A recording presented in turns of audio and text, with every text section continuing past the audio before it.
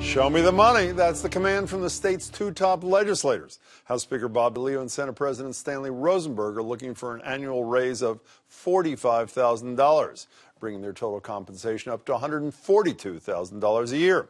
Governor Baker would get a bump to $185,000 in addition to a housing stipend of $65,000. He says he wouldn't take it.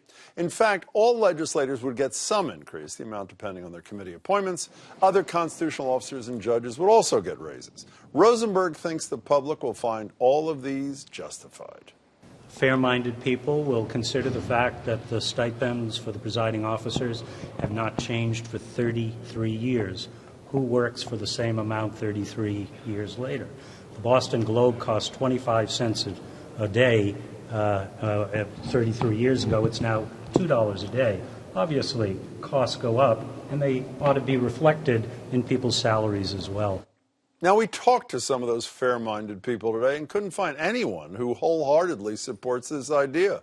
I feel like at this current state, that money should be used for other reasons versus increasing pay. I think 40% is unreasonable, but it wouldn't be a problem for me if they phase that in over many years. In general, I really support politicians getting a pay increase, but I don't know up to 40%. I'd rather see it going into like education or something, something that's doing more poor that could use the actual money rather than senators. I asked Attorney General Maura Healey what she thinks about getting a possible raise when she was on Boston Public Radio earlier today. I am really not paying too much attention to this issue. We've got a lot going on right now. No, but wait a second. But you would get almost a 40% debated. increase. I assume, since you would be the beneficiary, you have no opinion on whether they give you an increase or not? I think it's for the legislature to determine. In 2014, Governor Baker said he would veto a pay raise like this, but yesterday said he'll wait until he sees a final bill before making a decision. Joining me are State Senator William Brownsberger. He's a Democrat from Belmont who supports the pay raise. Senator, it's good to see you. Thank you. And Representative Shauna O'Connell, a Republican from Taunton, who opposed it. Good to see you, too. Thank you. Let's start with you. Tell me why a raise of this magnitude, Senator, is a good idea. Well, first of all, people say, wait a minute, hey, I only get a raise of 1 or 2%. But these guys haven't had that raise since 1982. Whose fault is that? Well, you know what? It's because people are afraid to do the right thing and give themselves an appropriate increase on a regular basis. So it comes to a head at a certain point, and that's where we are right now. That's the reason? Well, that's the beginning of it. But why does it matter from a public policy standpoint?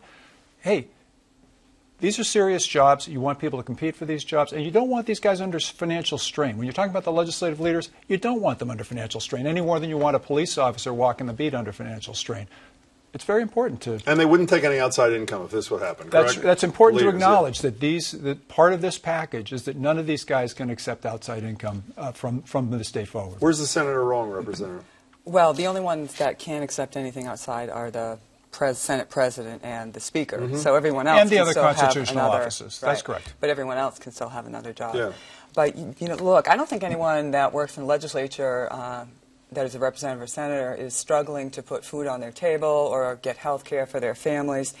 And we have people in Massachusetts that are struggling.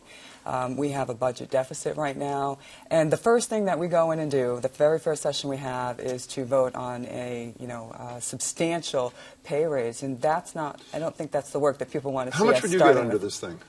I would get, our stipends are our office stipends are increasing, so I would get $7,200. Would you turn it all back? You send it all back if it was approved? So, well, what I want to do is make sure that we don't even get to that point. If you get it, will you send it all? Will you just refuse it?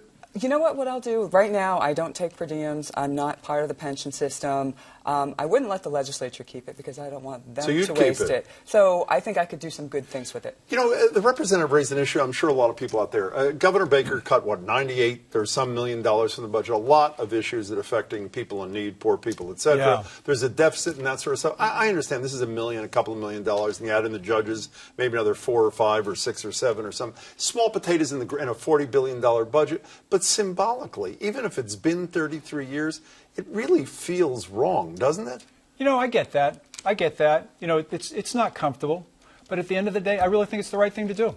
I mean, you don't want these positions to be underpaid. And you look at the pay scale for the rest of the... there are 11,000 state employees who make more than the Speaker of the House. There's something wrong with that. Yeah, but isn't the response... I understand what you said a minute ago. You said the pressure is intense not to do it.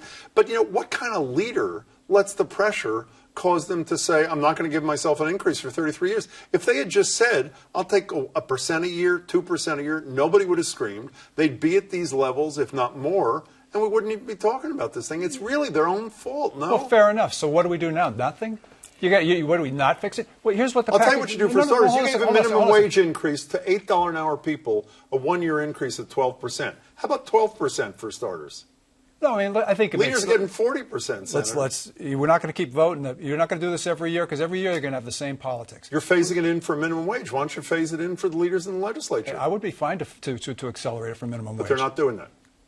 Business didn't want to do that. That's the package there. You know, can I get back? This is a $40 billion business. Even if it turns out the timing's not so great, even if it turns out others are suffering, I mean, the reality is you are running, and the leaders are running, and the constitutional officers are running, a $40 billion business making, for those kinds of jobs, almost entry-level salaries. So even if you say you don't need more, you're not starving, aren't you underpaid in the... I mean, the study that was done by Ira Jackson, a pretty respected character, now at UMass, used to be head of the Department of Revenue, the independent study showed that you and the leaders are dramatically underpaid.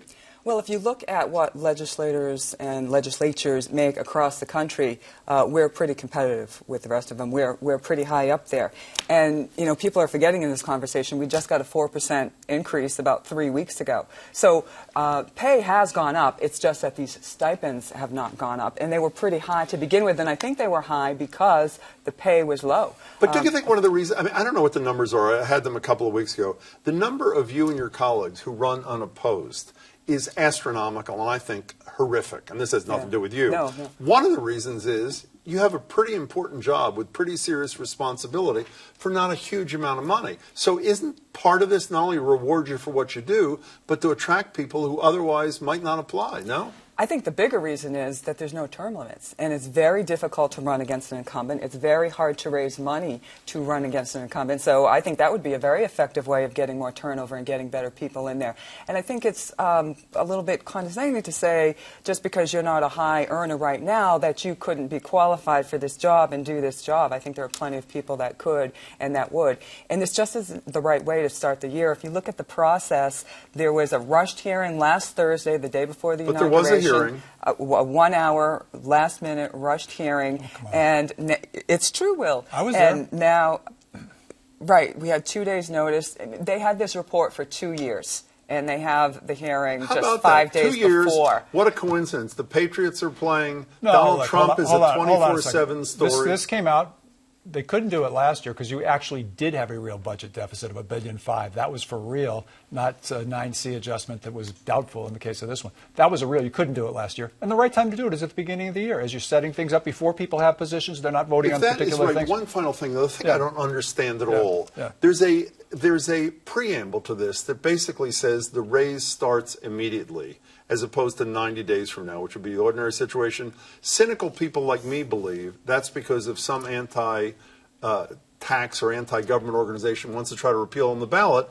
The pay increases will stay in effect. That's what that emergency preamble does. Why do you need to get the money, even if it's a good idea, tomorrow rather than 90 days from now, like in a normal setting? That's a fair point. Look, I mean, if that happens, then you just hold it for 2 years and it doesn't take effect. So that's a desire. They have the ability. That's true to freeze it for 2 years and then have the referendum. And if the people support it, then you get your money. No, well, listen, that means 2 years without it, and that's another 2 years without it. They have the ability. They're going to have the ability to put it on the ballot if they want to. If they have some doubts. That is correct. Yeah. 15 seconds. Melissa's bill took 13 years to get through to keep violent offenders in jail. This bill for pay raises is going through in about a week. It has an emergency preamble that is supposed to be used for necessary for the immediate preservation of public peace, health, safety, or convenience. I guess this one is the convenience. We got to go. Senator, pleasure. Thank you All so right. much for your time. Thank you very Appreciate much. it. Representative, thank you for Tim. your time, too. Really appreciate it.